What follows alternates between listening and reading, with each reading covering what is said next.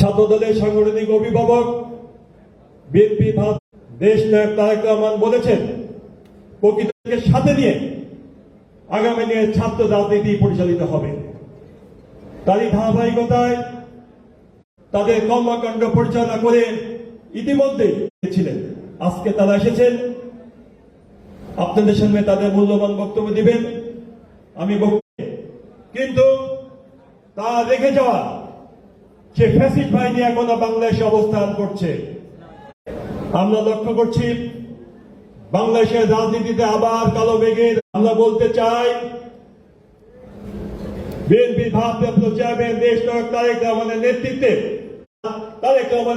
ঐক্যবদ্ধ প্রস্তুত থাকুন যে কোনো ষড়যন্ত্র মোকাবেলা করার জন্য। ধন্যবাদ সকলকে। সুন্দর থাকবেন, ভালো থাকবেন। ইনশাআল্লাহ আবার দেখা হবে।